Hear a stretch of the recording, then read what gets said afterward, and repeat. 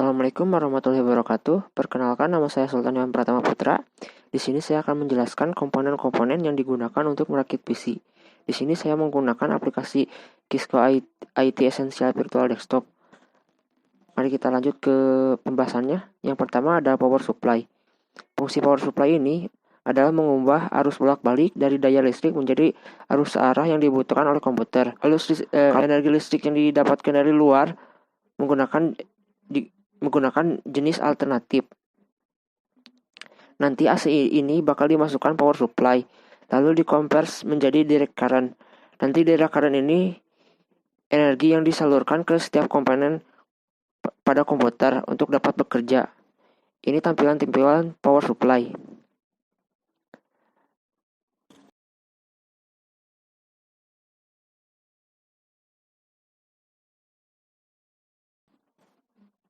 Lalu di sini ada skrupnya yang berfungsi untuk memasang power supply-nya. Lanjut ke bagian motherboard. Di bagian motherboard itu terdapat RAM. RAM ini berfungsi sebagai tempat penyimpanan data sementara saat suatu program sedang dijalankan. Jadi kalau kita buka program nanti bakalan langsung masuk ke dalam RAM. Dan kalau kita close program lalu masuk ke programnya lagi, nanti prosesnya jadi lebih cepat dan efisien lah. Gak terlalu keluarin banyak waktu. Lanjut ke bagian heatsink. Terdapat CPU. Fungsi CPU ini menerima dan menjalankan perintah sebagai perangkat lunak. CPU ini juga bisa disebut otaknya komputer.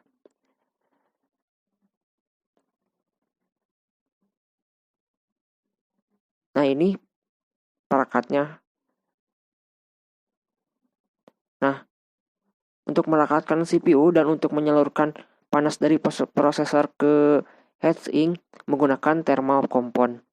Lalu ada heatsink. Heatsink ini berfungsi untuk mentransfer panas melewati motherboard supaya si panas dari CPU ini lebih menyebar, tidak di satu titik saja. Lanjut ke motherboard. Motherboard sebagai tempat penyimpanan semua komponen-komponen yang terdapat di sini.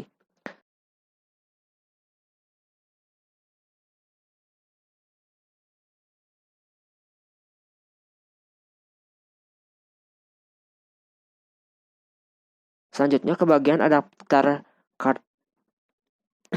Yang pertama ada Network Interface Card atau INC yang berfungsi sebagai jembatan dari komputer ke sebuah jaringan komputer. Lalu ada Screw. Ada juga versi wirelessnya. Lanjut ada video adapter. Video adapter ini berfungsi untuk menerjemahkan atau mengubah sinyal digital dari komputer menjadi tampilan grafis pada layar monitor.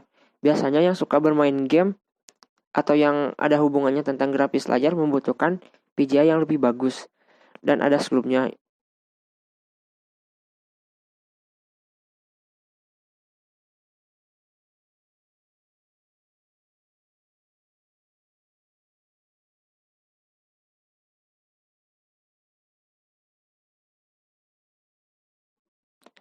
Lalu lanjut ke internal drive. Di internal drive terdapat tempat penyimpanan datanya. Yang pertama ada hard disk drive atau HDD. Ini salah satu tempat penyimpanan yang sekarang ini masih digunakan, tapi ada yang lebih bagus daripada HDD yaitu SSD. SSD ini tidak gampang rusak.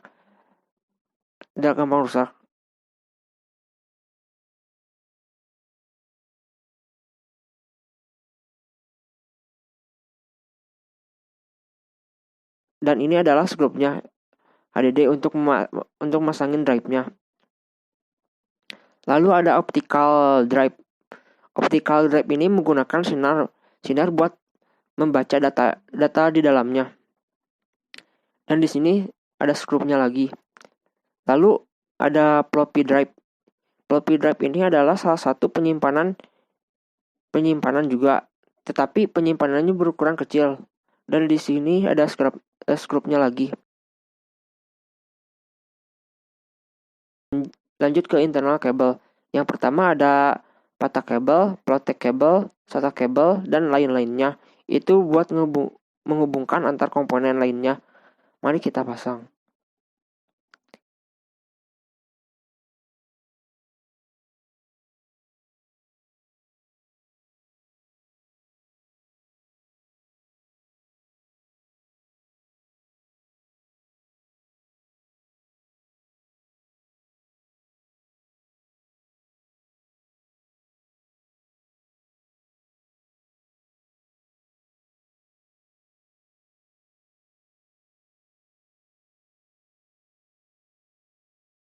Lanjut ke eksternal kabel.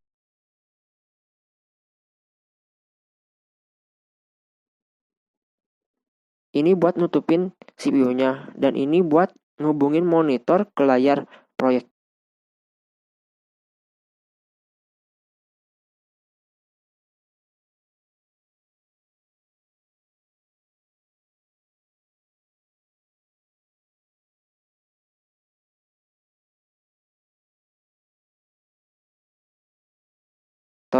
Lalu ada keyboard.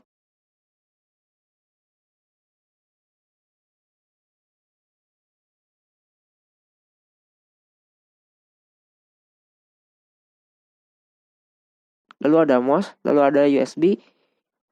Mungkin sudah pada tahu lah fungsi dari mouse, keyboard, USB, dan lainnya yang terdapat pada eksternal kabel ini. Mungkin segitu dari saya. Terima kasih. Wassalamualaikum warahmatullahi wabarakatuh.